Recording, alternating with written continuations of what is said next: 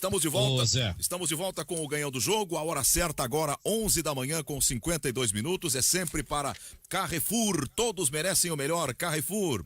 O Cristiano Silva pediu para falar. Vamos lá, Cristiano. Eu ontem, com a ajuda de um grande amigo, fiz uma lista de jogadores da base do Internacional que não vingaram. Eu lembrei muito do Carlos Guimarães.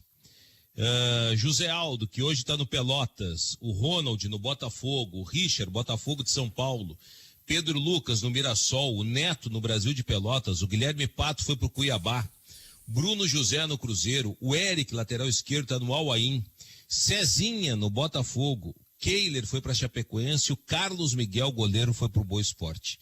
São jogadores da base que não vingaram, estão aí gravitando no futebol, enfim, mas não vingaram no elenco principal. Por que eu cheguei nessa lista? Estou esquecendo de outros jogadores, claro, porque o ano passado tinha uma efervescência nas mídias. Por que não aproveita o fulano, Beltrano, o ciclano e o tatatatá e tatatatá e tatatatá? Aí eu lembrei daqueles jogadores que eram defendidos com unhas e dentes. Onde eles estão? Impressionante, não adianta. Deixa eu te apresentar outra lista aqui, ó. E tem gente que enxerga, né, Carlos Guimarães? Não, claro. O Richelli tá no Atlético Goianiense. O Bruno Silva tá na reserva do Avaí. O Neilton tá na reserva do Curitiba. O Guilherme Paredes estava no Tajeres de Córdoba. Deixa eu ver quem mais aqui me ajuda. O Natanael, o Dudu. Tem uma série de jogadores. Erros não justificam mas é que tem uma diferença nessa lista aí. Esses trazidos de fora custam muito mais do que os jogadores da base. O Bruno, lateral direito, tá também e também tem uma outra lista que... O problema, o Magno, é que não adianta. Se é ruim, pode ser de fora, de dentro, é ruim. Mas é que tá, aí a gente separa essas colunas desses jogadores e vê quanto que cada um custaria se eles fossem aproveitados e quanto cada um custou sendo aproveitados. A gente vai ver que foi investido muito dinheiro em jogador que não rendeu absolutamente nada. E a base é assim mesmo, cara. Tem filtro, tu vai aproveitar. Cara, não é nem 50%. Tu aproveita de uma fornada, assim. Tu aproveita 10% muito bem. Aí outros 20% tu aproveita bem. Outros 10% médio. E o resto tu não aproveita. 60% tu não aproveita nada. Dessa assim lista mesmo. aqui, eu teria aproveitado o Guilherme Pato. E só. Eu também. O resto segue o barco para onde vai. Aí tem outros aqui, eu botei no Twitter, né? Aí veio aqui o Norton da Silva. Agora eu não posso brigar com os caras do Twitter, porque eu dependo deles também aí nas clicagens. Vamos lá. Aguardando lista semelhante do co-irmão. Ô Norton, quando eu tiver tempo eu faço. Agora tu fica. Eu vou te dar um conselho. Mas a gente vai senta, achar. Senta, porque eu não vou fazer agora. Aguarda. Mas é que aí tem muita questão de aproveitar. Aí tem muito de questão de aproveitamento também, cara, de jogadores. A base do Grêmio nos últimos anos ela é muito melhor que a base do Inter. Desculpa, mas tem uma a gente às vezes é forçado a dizer que Grêmio e Inter são iguais em tudo. Não são. A base do Inter foi sucateada. Todo mundo sabe disso. A base do Inter vai demorar. E acho que já está começando a revelar algumas coisas boas, como Praxedes, como um Caio Vidal. Vamos lá, como um Zé Gabriel, que não é um Figueroa, mas tá sendo titular aí mais uma vez. Não, tem muita coisa boa. Tem prospecção aí. O próprio Carlos Palácios é uma prospecção lá do capa do Inter, que garimpou e tá pegando 20 anos. O Yuri Alberto, Maurício, eu acho que o Maurício ainda vai dar certo no Inter. Eu levo fé nesse guri. Que vem do Cruzeiro na troca pelo William Potker. Tu vai pro outro lado, tu vai achar ali Conrado, Balbino, Araújo, Ronan, tu vai achar o volante lá, o Bobsin, tu vai achar... tu vai achar Machado, vai achar Araújo, vai achar Mendonça, tu vai achar um monte de jogador também. Cara, olha só, o Guimarães usasse o número, tá? A projeção média que se faz é a seguinte: de cada time, de cada geração que surge na categoria de base, tu aproveita para time titular 1. E é isso, paciência do jogo. Agora não vai achar que de cada contratação metade vai dar certo. Quantas contratações fez o Grêmio no passado e quantas deram certo? Uma, só o Diego Souza. O que eu estou pegando com isso? O que eu quero fomentar e não vai dar tempo, acho que vai ficar para depois do meio-dia. Antes de entrar no Ganhando o Jogo, eu conversei com o João Patrício Herman, vice de futebol do Inter, para buscar informações e tal. Surgiu aí o nome do Francisco Ortega agora, parece um cantor de tango, né? Com vocês, Francisco Ortega. Corrientes 348, é um lateral esquerdo de 21 anos do Vélez, que está acabando o contrato agora em junho. O que o João Patrício me disse? Olha, Cristiano, todo santo dia, a qualquer hora, a qualquer momento, tem jogador sendo oferecido. Evidentemente que o Inter já analisou o Francisco Ortega, o Capa já analisou, essa nova... Porque a ideia da gestão atual do Inter agora é incrementar ainda mais o Capa, processamento de dados e tudo mais. Mas não tem nada. E não vai ter, porque o Inter não tem dinheiro para contratar. Não, daqui a pouco, se o cara vier de graça, é outro papo, né? Mas ele falou que o Francisco Ortega, esse agora, não tem nada. E serão contratações pontuais que o Inter vai fazer. E vai apostar muito na base. Agora tem muito cara da base que o Inter vai ter que despachar. Não só da base, como do elenco principal. O Miguel Ángel Ramírez está fazendo agora, conhecendo todo mundo e trabalhando agora com o grupo atual. E tem jogador que vai sobrar. E eu imagino que tem outros que a gente pensa que vai sobrar, que daqui a pouco vai ficar.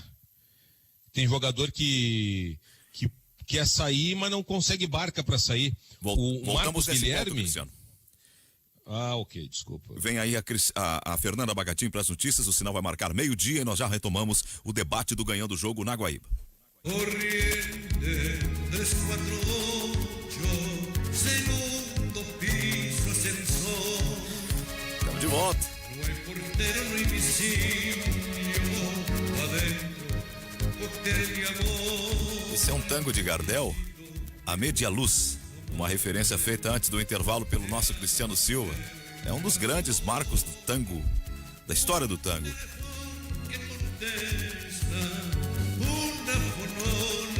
Com a interpretação de Francisco Ortega. É mais ou menos por aí. Bem, é isso. É que tá na mesa, hein? É, Pepãozinho, tá facerito. Rápido, Pepão, hein?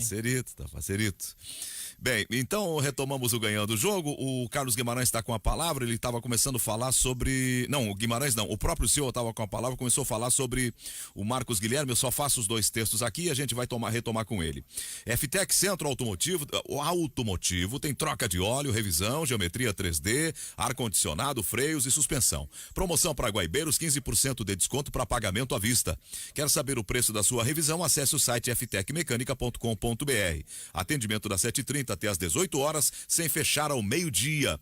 Sábado das 7h30 às 12h, o fone é 3907-1743, o WhatsApp é 98215-2996. Na Avenida Cairu, 1447, bairro São João. FTEC Centro Automotivo, excelência em manutenção automotiva. Ponto dos Cafés. Deliciosas bebidas quentes ao simples toque de um botão. Variedade de máquinas para atender a todas as necessidades da sua empresa. Marque visita 3325.009 e conheça o site pontodoscafés.com.br. O que tem o Marcos Guilherme, Cristiano? Não, nessa situação aí de tem que aliviar, o Inter tem que baixar a folha, foi proposta de campanha e é o objetivo do presidente Alessandro Barcelos. Tem que aliviar a folha, tem que liberar uma série de jogadores, negociar outros tantos. O Marcos Guilherme, por exemplo, não quis ir para o Fortaleza. Não aceitou ir para o Fortaleza. Prefiro ficar no Inter, ganhar bem no Inter, é claro. É aquilo que até o Guimarães falou, olha quantas contratações foram feitas. Depende da situação, da necessidade. Eu concordo também, teve um monte de contratação errada. E agora para tocar, botar na barca aí é difícil. Outros tantos vão acontecer a mesma coisa. O Inter vai se desfazer de um goleiro, isso havia sido dito antes da eleição. Mas, Cristiano, o Marcos Guilherme está esperando o quê? Que o Flamengo vai buscar ele aqui? Não, daqui a pouco ele fica aqui, ganha o salário dele, tá garantido, não vai pro Fortaleza, e prefere, não, vou ficar aqui, disputar a posição. Eu também não tiro a razão do jogador, tá? Se o jogador confia no taco dele e quer ficar aqui lutar por espaço, tá bom. Tá bom, mas só que já tá na cara que ele não vai ser aproveitado. Tem jogadores assim, ó, Cristiano, por exemplo, da base. Uns que são emprestados vão fazer uma temporada fora para times medianos.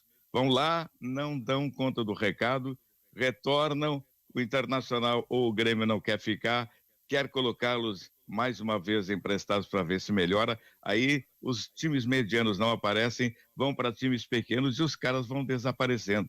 Eu acho que o Internacional e o Grêmio pensam assim e os jogadores não aproveitam a oportunidade. Eu acho que essa para ir para o Fortaleza é uma boa oportunidade.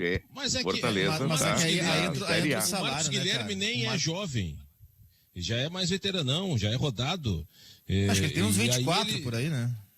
Exatamente. Agora, se tu pegar, por exemplo, Pedro Lucas, tá no Mirassol agora. Daqui a pouco o Pedro Lucas, que não é a última bolachinha do pacote, vai jogar sei lá onde, na Bulgária lá e vai ganhar dinheiro na Bulgária. 25. E rende dinheiro pro Inter daqui a pouco no futuro. Isso aí, a história mostra isso. Eu vou pegar um jogador que recentemente... o De La Torre recentemente estava no Brasil de Pelotas. Era um cara que surgiu bem, um atacante, foi pro Atlético Paranaense, depois girou o mundo e não vingou. Mas aí tem uma questão que eu acho diferente. O Pedro Lucas, por exemplo, desde o início ele foi repassado para clubes assim inferiores, com todo respeito. Ele foi jogar no Figueirense, ele jogou no CSA, agora no Mirassol. O Marcos Guilherme, ele é um cara que surge no Atlético Paranaense, e eu também acho que chega de Marcos Guilherme, tá? Para mim, eu não aproveitaria esse jogador. Mas ele é um cara que surge no Atlético Paranaense, ele era camisa 10 de uma seleção brasileira de base, provando que nem todos de seleção de base de fato despontam. Ele sai do Atlético Paranaense para o São Paulo, vai para o exterior e vem para o Inter. Então, olha só os clubes que ele jogou. É Atlético Paranaense, São Paulo e Inter aqui no Brasil. Daqui a pouco a realidade salarial do Marcos Guilherme, o padrão de vida que ele está acostumado, não é um padrão que o Fortaleza possa oferecer. Daqui a pouco o Fortaleza tem o interesse dele, ele pensa, não, é um recomeço legal, beleza, vou para lá. Ah, não, mas eu olhei aqui o contra-cheque, não, esse valor não me serve. Eu acho que pode ser por aí claro. Também, né? Vai ter que, seria aquele salário dividido, o Inter paga metade ou boa parte do salário e outra parte do Fortaleza.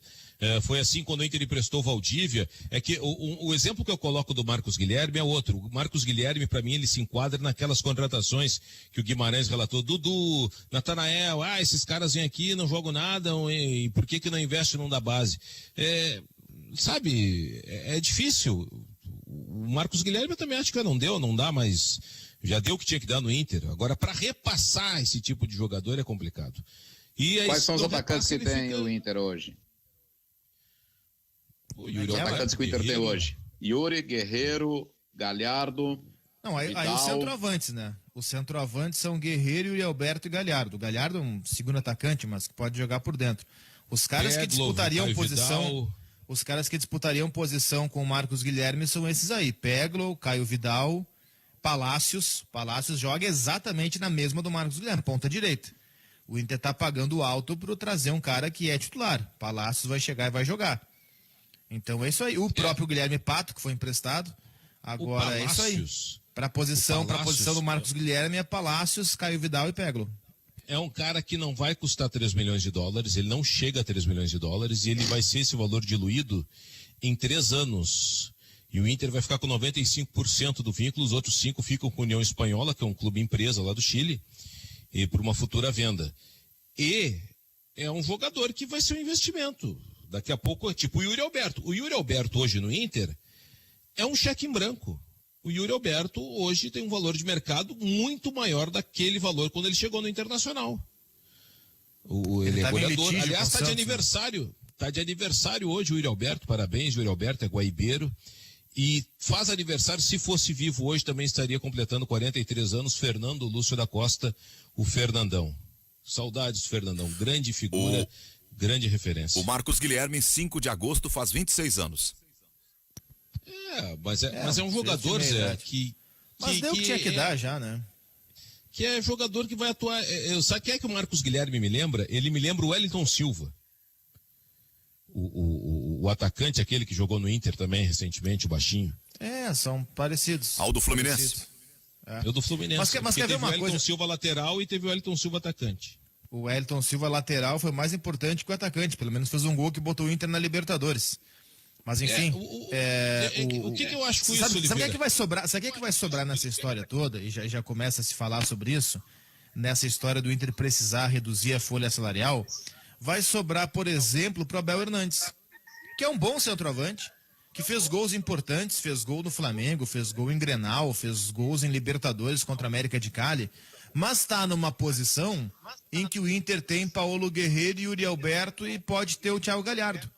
Então vai acabar sobrando para caras como Abel Hernandes, que é um bom jogador, mas que por receber um salário elevado e estar numa posição onde o Inter tem outras 3 possibilidades, não vai acabar renovando com ele, né? Eu não tenho a menor dúvida. Eu não tenho, Guimarães, a menor dúvida que o Abel Hernandes só fica se ele for liberado de graça até o final do ano. Senão ele vai embora. Ele, Rodinei, esses caras vão embora. Mas o próprio Abel foi uma busca por causa da ausência do Guerreiro, né? Naquele momento o Guerreiro se machucou, o Abel é um uma jogador boa que... busca. Uma boa busca. Boa ele estava sem contrato, agora, uma boa prospecção de mercado. O Abel não pertence a ninguém, né? Pertence ao Inter. Vou dizer uma coisa, porque ano passado... Eu acho que ele tem vínculo com o time árabe, o Oliveira. Eu acho que não, acho que ele pertence ao Inter, mas enfim, até dá para pesquisar isso aí. No ano porque passado, ele estava sem contrato quando o Inter buscou, né? Tanto é que o Inter conseguiu inscrever ele fora da janela, porque ele estava sem contrato. No ano passado, quando o Thiago Galhardo fez aquele monte de gol. Só pedir para alguém que está com o microfone realimentando, pausar aí, pra gente não ter o prejuízo. Tá realimentando. Sou eu. E depois o Yuri Alberto também entrou numa fase boa e o Inter conquistou ali, né, a liderança por muito tempo e acabou vice-campeão. Eu li de muita gente dizendo que o Paulo Guerreiro não fazia falta. Para mim, o Paulo Guerreiro fez muita falta. É um jogador diferente, embora a idade, mas é um jogador que aumenta muito o nível, muito o nível. É um jogador que uma defesa nunca vai deixar de se preocupar com ele. Isso é muito importante, porque ele faz com que se tenha essa preocupação. Essa preocupação para a defesa é algo bem importante. Uma referência técnica, uma referência de liderança. Para mim foi um jogador que fez muita falta, assim. O Paulo Guerreiro, ele é diferente, é um jogador que faz falta e para mim é uma grande notícia para o Inter aí a volta do Paulo Guerreiro. Jogador que vai contribuir, para mim ainda vai contribuir muito, viu? Na minha opinião, contribui muito pro time do Inter a volta do Paulo Guerreiro, ele jogar.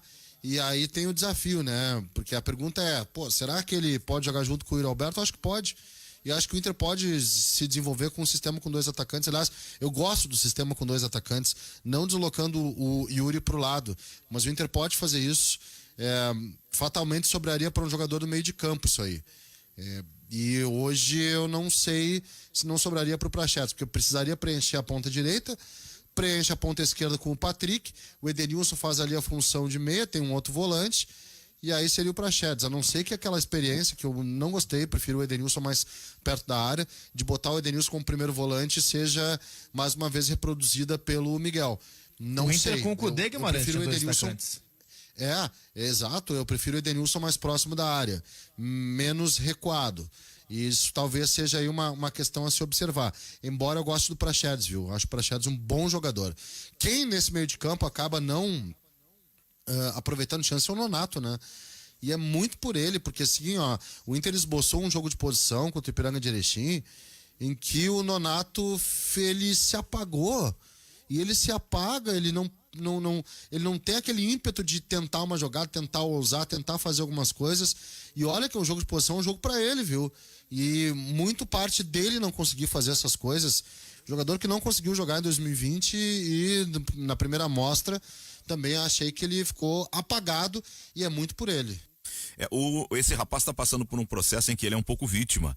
Ele iniciou a carreira numa função ofensiva, depois ele foi trabalhado como volante, com um jogador mais recuado, partindo de trás para fazer o seu jogo de organização, visualização do campo, o passe curto, o passe longo. Então ele passou a jogar mais contido.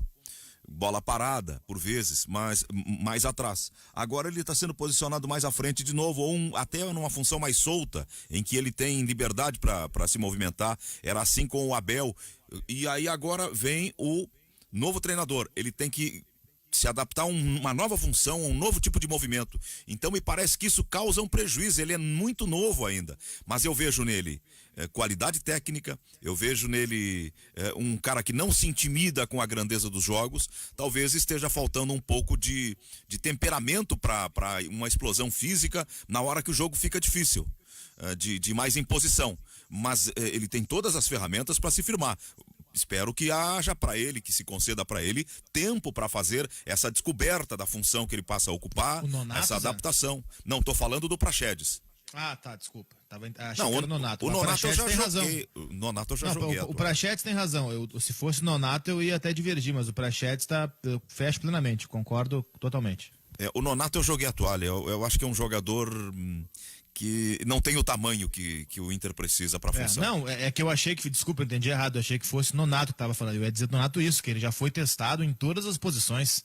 Nonato foi testado de 10, de 5, de 8, de 7, de 11, ele foi testado, até de meia esquerda ele foi testado. O Nonato não se ajuda. Ele surgiu Agora, bem, o mas Prachedes só. eu concordo, o Prachedes eu acho muito promissor. O Nonato surgiu bem, mas só. Ele é um jogo miúdo, é um jogo acomodado. Enrolado. É um jogo de... É um jogo enrolado, é um jogo que não te gera consequência. Isso, Ele pega a bola, é a palavra. ele aparece, pega a bola, volta, passa pro lado. Ele pega a bola, enrolou, passa pro lado. Cara, isso aí é o mal. É o mal do volante, chamado volante de controle, que tinha muito elogio de minha parte lá. Eu dizia, isso há um bom tempo que o Brasil só produzia ou o volante de posição, né, que é um figura do primeiro volante, ou o volante infiltrador. Ou até mesmo volante de lançamento, né? Se pegar um Dunga assim, embora o Dunga comece como um destruidor, é um volante mais lançador. E que a partir assim de tempos mais recentes, o futebol brasileiro começou a produzir esse tipo de jogador diferente. Que é um jogador que não tem muito tamanho, né, que nas antigas seria colocado como um meia, mas que na função de volante, e as inspirações são bem óbvias, né, eles tinham um controle e despertou elogios, cara. Eu lembro de vários assim nessa fornada. Arthur, o Douglas Luiz, que agora o Tite morre de paixão, que mais é assim, o Atlético Paranaense revelou um jogador chamado Otávio, que era assim, que tinha essas características, que agora acho que está no futebol francês. E o Fred do Inter também esse tipo de jogador, embora com um pouquinho mais de dinâmica à frente. E o Grêmio teve o Arthur, tem o Matheus Henrique, e o Nonato é parecido. Mas esses caras, eles precisam aprender que o jogo tá mais rápido, né? Que precisa soltar a bola, que precisa tentar um passe que quebra a linha. O Nonato não tenta um passe que quebra a linha, um passe. Sabe qual é o mal desses jogadores, que quebra a linha?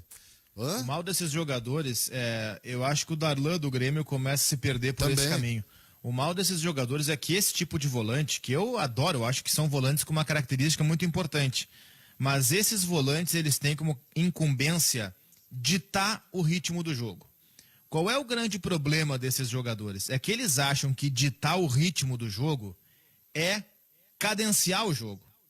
E não é necessariamente. Vamos pegar o Nonato. O Nonato é um cara que recebe a bola, domina com a sola da chuteira, gira ao redor do próprio corpo, espera todo adversário voltar e toca para trás. E aí fala, o volante que livrou a bola da pressão, livrou-se da pressão. Ele não livrou-se da pressão patavinas, ele deu chance do adversário voltar e matou um contra-ataque. Às vezes, ditar o ritmo do jogo é acelerar o jogo. Ditar o ritmo é isso, é perceber o ritmo que o jogo pede e dar ao jogo esse ritmo. Às vezes, sim, tem que cadenciar, e eles fazem isso muito bem, só que às vezes o jogo pede que se acelere o ritmo. E eles não conseguem fazer isso porque falta a eles ou leitura ou intensidade.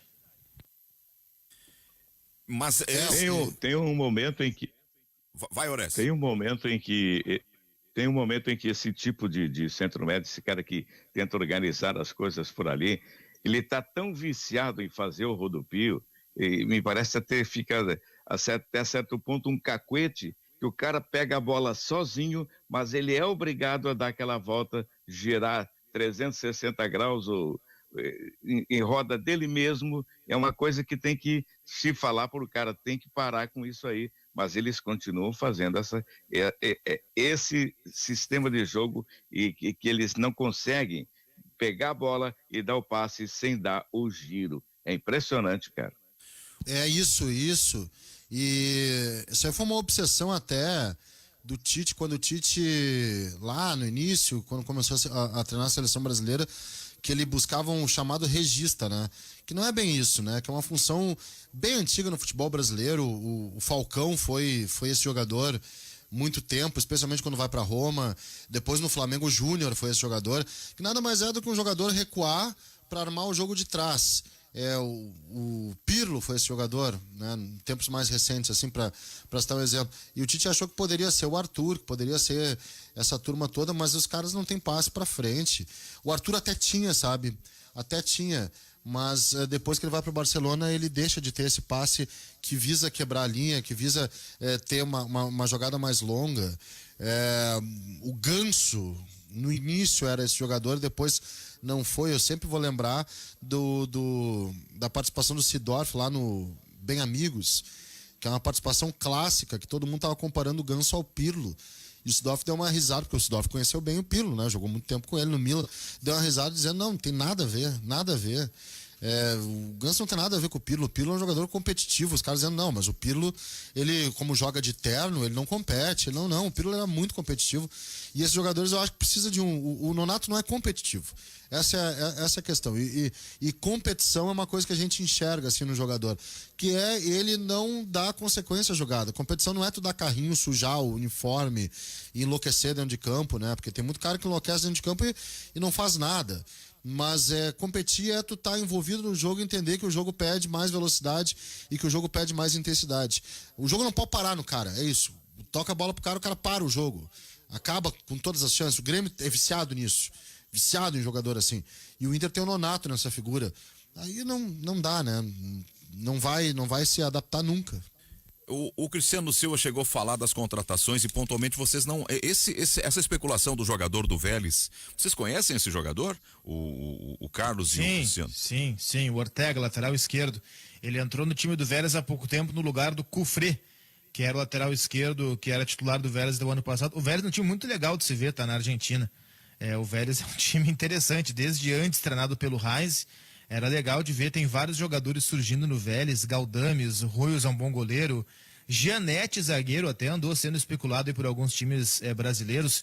Tem um cara problemático que é o Centurion, atacante, mas é um time bem interessante. O titular até o ano passado, até a temporada passada, do Cufré, jogador de muita velocidade, muita força no apoio, que agora está na Europa. E o Ortega assumiu a posição esse ano. É um jogador muito habilidoso, ele é muito técnico e rápido. Ele tem alguma dificuldade na marcação, mas ele é muito rápido e muito habilidoso. Eu acho bem interessante esse cara, até fiquei surpreso com essa informação, porque imaginei que ele tivesse um valor de mercado elevado. E ele até pode ter, mas como está com seu contrato acabando, ele já pode assinar ali o pré-contrato para sair de graça, né? Informação que vem da Argentina. Eu acho uma aposta muito boa, viu? Até porque é uma posição que o Inter, a rigor, tem o Moisés e o Léo Borges, né? O Wendel foi embora. Isso é uma coisa do Grossi? Será que já é reflexo do trabalho dele, de mercado? Eu imagino que sim, até porque ele estava na Argentina, né? Tava no River Plate, conhece muito bem. O Ortega é titular do Vélez. O Inter tá vendendo a ideia de que vai fazer um time de jogadores jovens e com talento. Se isso se confirmar com um treinador que trabalha bem, o Inter tem uma boa perspectiva. Diria até mais. Agora, o Zé, é importante o torcedor ter a noção do seguinte. É um trabalho novo, uma filosofia nova, não só do técnico, mas da direção. Tem que ter muita paciência. Vai acertar, vai errar, o Inter vai tomar gol, o Inter vai deixar de fazer gol. Tem que ter um respaldo muito grande, o Miguel Ángel Ramírez. E quem tem que respaldar é a direção. O presidente Alessandro Barcelos, o João Patrício Herman, vice de futebol, o próprio Paulo Brax. O Internacional tinha uma ideia antes que era ter um coordenador técnico. Essa figura parece que já não vai ter mais, porque no entender da direção, o Grossi, que veio do River Plate, com o Julinho Camargo, o Paulo Brax já dominando bem a área, pelo menos nesse momento não há necessidade de ter essa figura. Se falou que poderia, e o Pedrinho conversou com a direção do Inter, o Pedrinho, comentarista da Sport TV, o ex-jogador, essa figura parece que agora já não vai ter mais. Então, mas tem que ter muita paciência, o torcedor tem que ter muita paciência. Eu já, nas mídias aí, Twitter e tudo mais, eu já vi os caras meio que reclamando do Miguel Ángel Ramírez e da maneira como o Inter jogou. Isso foi um jogo onde o Miguel não era o treinador. Pode ser o treinador ali agora extraoficialmente, contra o Novo Hamburgo se sair no bid. Como é que é? Os caras já estavam paulando ele por um jogo que ele ficou extraoficialmente ali no campo. Isso tudo, ô Magno, tem que ter paciência até acertar, ver padrão de jogo, como é que vai ser o grupo, quem vai ficar, quem vai sair. Isso tudo requer paciência. Eu, sinceramente, eu não projeto o Inter levantando taça esse ano. O Inter era... Isso é um trabalho a longo prazo. O Inter era na primeira divisão. Aí é que tá. O Inter era na primeira divisão do ano passado, Carlos, o clube brasileiro com o maior número de estrangeiros. Ele tinha 8 estrangeiros. Eu não sei como é que fica para esse ano. O D'Alessandro saiu, está se falando na saída do Abel Hernandes, mas o Inter tinha os argentinos, o Cuesta, o Saravia, que continua. Os dois continuam, o Musto que saiu, o D'Alessandro que saiu, o Sarrafiore e o Leandro Fernandes, todos argentinos. O uruguaio Abel Hernandes e mais o peruano Paulo Guerreiro. Eu não sei como é que ele vai fazer com essa questão do número de... O Sarrafiore não vai ficar, o Leandro Fernandes saiu, o Sarrafiore não vai ficar. Eu quero pegar só o gancho do Cristiano antes de entrar nesse papo dos estrangeiros, tá? Exatamente, é um trabalho de longo prazo, é um trabalho que tem que ser considerado de longo prazo, e eu achei um absurdo o pessoal criticar por um jogo em que ele realmente não estava embora fosse o time dele, mas por um jogo ele tivesse fazendo qualquer coisa, dizendo que criticando um time por uma vitória. O Inter vence o Ipiranga, tá? O Inter faz 4-2, o Inter faz 4 gols no Ipiranga. É um time bem organizado. Mas não, é uma banda da micose, uma turma miúda. É que a banda da micose tem voz, Ok, mas olha só, há uma contra-reação natural. Isso aí, e essa coisa do trabalho a longo prazo, que eu acho que tem que acontecer e tem que se ter paciência, pode ser totalmente abreviado, totalmente interrompido por conta dessa galera da micose que não entende absolutamente nada do que está acontecendo dentro de campo. Mas aí, Guimarães, nada. Aí a direção tem que dar respaldo. Claro. Aí que eu disse, o presidente tem que dar respaldo, o conselho de gestão, ou de administração, é difícil, nunca assim, o departamento de futebol tem que blindar. Agora, o Inter, nos últimos anos, ele criou vários monstrinhos.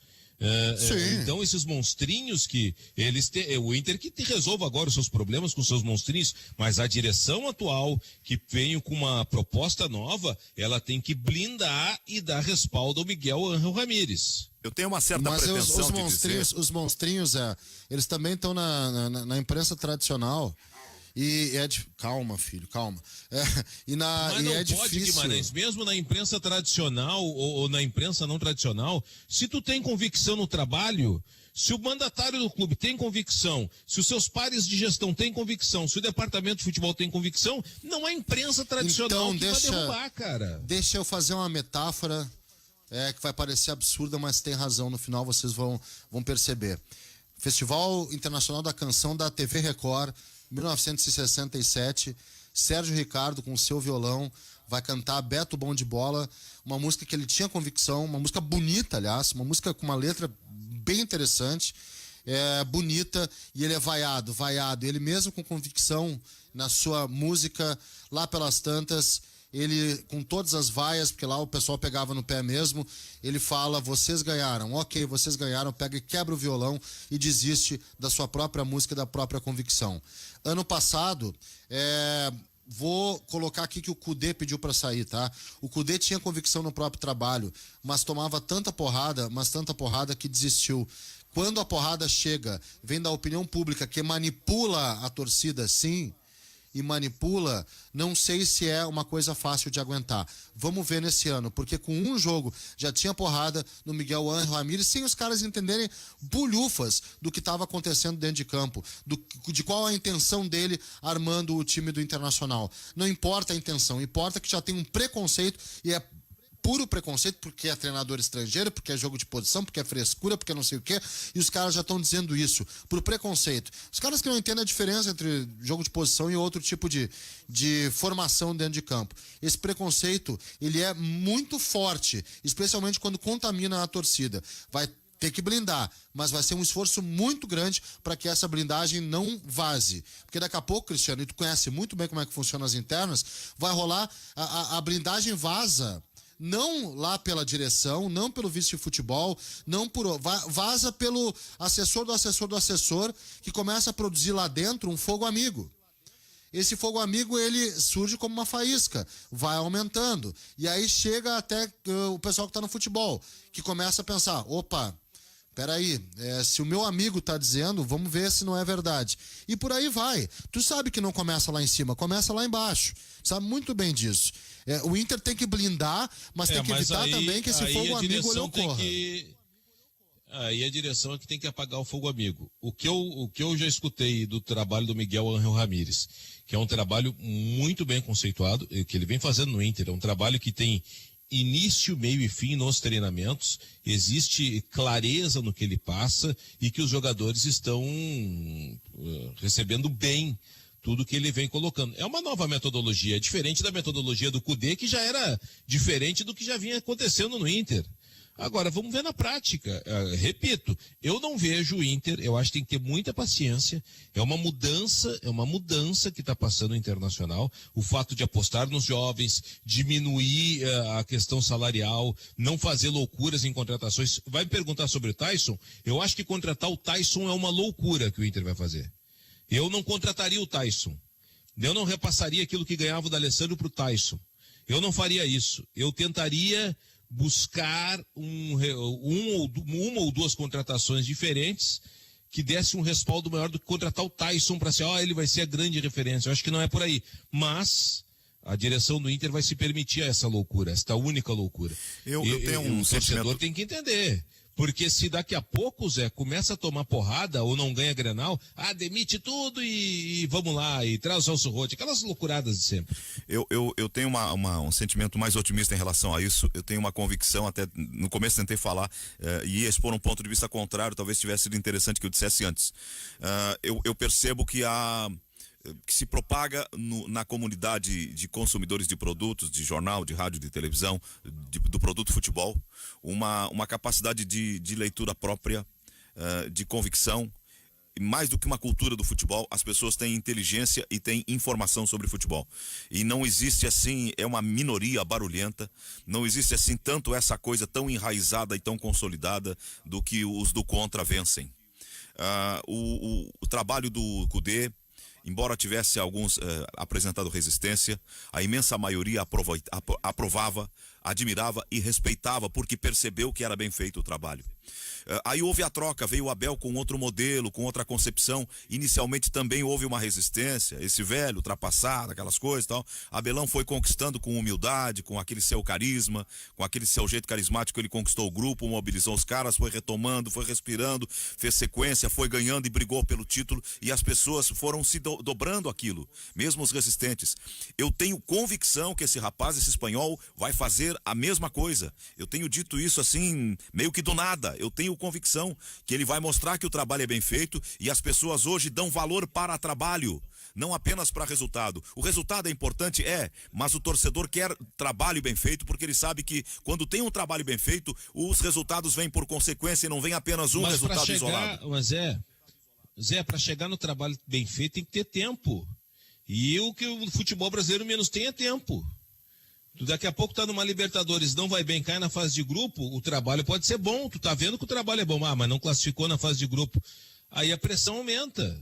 E aí, que eu Cristiano, falo o quanto será importante a convicção e a proteção dos dirigentes em cima do Miguel Ángel Ramírez.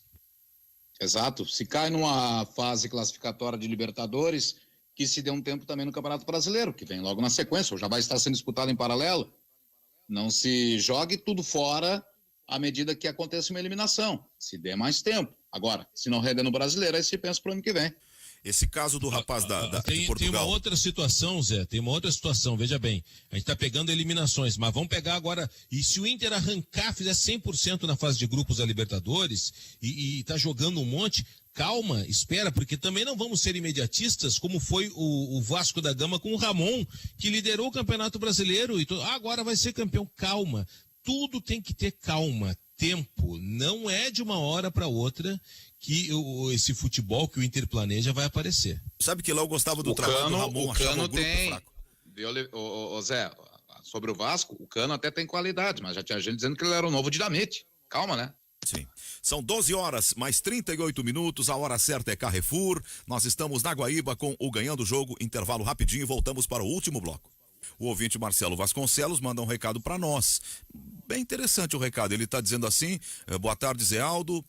As pessoas têm direito de discordar e criticar, sim. Vocês são críticos, porque na boa outros não podem ser também. Um treinador ganha milhões em salário em um ano. Então tem que ser capaz de aguentar as críticas. Quem tem a obrigação em dar tranquilidade ao treinador é a direção do clube. É o que está nos dizendo. E ele está defendendo a liberdade de crítica, a liberdade de manifestação das pessoas e sustentando a ideia, basicamente, que o treinador ganha bem e está no preço do bom salário que ele ganha também a crítica, e que a direção é que tem que proteger o treinador. Eu não acho errado o que ele disse, tá? O que ele falou de diferente do que a gente já disse? Isso, eu queria só complementar o que ele diz, eu concordo com ele, eu só acho assim, ó, que a gente está num momento, em termos de sociedade, em que todo mundo ali com um perfil na mão para usar em qualquer rede social sai falando sobre qualquer coisa. Para você dar alguma opinião, para fazer uma crítica forte sobre a respeito de alguma coisa, primeiro você tem que entender isso. Nenhum de nós aqui fala sobre física, porque nós não entendemos física. Nenhum de nós aqui fala sobre química do carbono, porque nós não entendemos de química do carbono. Então, tu não pode daqui a pouco fazer uma crítica mais forte ao Miguel Ramírez sem entender o jogo que ele propõe. É basicamente isso. É basicamente isso. É que as pessoas, de modo geral, não sei se é o caso do ouvinte, que parece que não, mas as pessoas não estão interessadas em saber o que ele pensa. Se não for o time delas em campo, elas não gostam. Ah, mas é que tal jogador, mas é que para esse esquema o Cristiano Oliveira não serve. Não, mas o meu time tem que jogar o Oliveira e se ele não joga tá errado. Não é assim. É que a gente tem 200 milhões de pessoas que acham que são técnicas de futebol. Algumas vão atrás de tentar entender o que acontece, outras não. As que vão atrás de entender o processo, entender o que acontece, elas têm todo o direito de fazer uma crítica mais forte ou não. Aquelas que não querem entender, que fecham os olhos para o novo, que fecham os olhos para o conhecimento, desculpa, essas não podem ser ouvidas, não. O Rodrigo Mendes da Vila Ipiranga diz: bom dia, mas o Inter cogita mesmo trazer o Tyson? Achei que pela grana e pela posição estaria completamente descartada.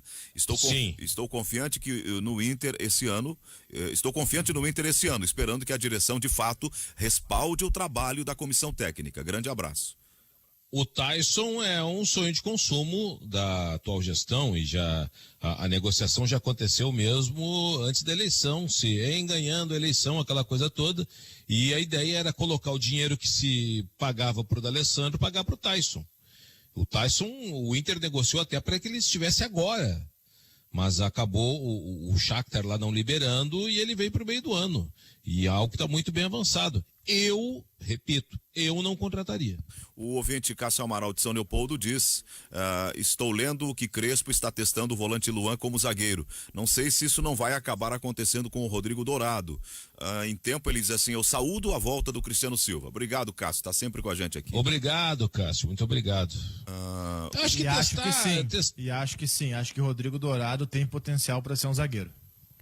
O Zé Gabriel, ele era meio articulador, virou volante e depois virou zagueiro. Isso aí acontece. Guimarães pede tempo. Como é que é? 45 minutos, Edenilson na primeira função. Diz que não gostou. Ele está dizendo que o Guimarães foi apressado demais em questionar a troca de posição do Edenilson. Não. E ele diz que ele está querendo identificar uma contradição aqui, que tu pede tempo, mas ao mesmo tempo tu te apressou no... Não me apressei, não fui definitivo. Diz que contra o Ipiranga, o Edenilson, ele rendeu mais numa função avançada. Eu tinha que analisar o jogo, né? O contexto do jogo. Numa função avançada e que, no meu ponto de vista, o Edenilson é um jogador que pode render mais numa função avançada. É só uma preferência. Eu não estou dizendo aqui que o Edenilson não vai dar certo como volante. Pode ser que ele atue melhor ainda. O torcedor tem que se ligar, Guimarães. É o Matheus Iguaíba. Todos nós, enfim, que com o Miguel Ángel Ramírez, e ele já deixou claro isso em outras oportunidades, e o seu auxiliar agora também, depois do jogo contra o Ipiranga, conforme o adversário muda o time, muda a escalação, muda o esquema de jogo. Exato, é apenas... Daqui a pouco o Rodrigo Dourado é volante num jogo, é zagueiro no outro. Eu coloquei uma preferência minha de que... Só voltando uma casinha, Carlos, quanto ao Zé Gabriel, eu já... Logo quando ele surgiu ali como titular do Inter, questão já de mais de ano, eu fui dar uma pesquisada sobre a história dele na base e, salvo engano ele chegou a ser atacante do Corinthians e até artilheiro em competições de base em São Paulo, jogando como atacante do Corinthians. E hoje é zagueiro. É apenas uma Mas um ano ele preferência vai pro minha em gol. relação ao jogador. O que eu estou dizendo é que não Tamanho é... dele, goleiro. O Carlos está querendo Que não fazer é- um esclarecimento da posição dele Isso, sobre isso. domingo. Vamos lá. que não é algo definitivo, que não é algo que seja para sempre. Se o Edenilson jogar como primeiro volante, melhor do que ele jogou como um volante avançado, enfim, né, como um cara de infiltração, que deu a ele 2 prêmios no Campeonato Brasileiro, ficou na seleção de todo mundo, jogador importante, não tem problema nenhum, tá? Não tô impedindo aqui o Miguel Ramírez de testar o Edenilson nessa posição, apenas na minha observação, acho que ele trabalha melhor próximo da área, mas também tem que testar. Eu não condenei de ser testado, tá? Não condenei o Edenilson de ter sido testado. Eu comentei o jogo e todos os meus comentários foram em função disso, que eu acho que o treinador tem que trabalhar muito com tentativa e erro, tem que dar esse direito a um treinador que está chegando agora de tentar, e se ele achar que não rendeu, enfim, trocar e entender que aquilo ali não é a melhor coisa. É só isso. O Douglas disse, Zé Aldo, infelizmente há setores da mídia que não tem clareza nas críticas. E ele fala, tem uma outra expressão pejorativa aqui. E isso complica um trabalho novo. Abraço e sigam em frente. Ele está fazendo um elogio para nós e está dando um pau aqui de forma abstrata, genérica. Obrigado, Douglas, pelo carinho da tua manifestação. Gente, tivemos uma situação ontem aqui que foi bem triste para nós gaúchos, bem negativa. No dia anterior houve a vitória do Juventude lá no 3-0 do Muricy.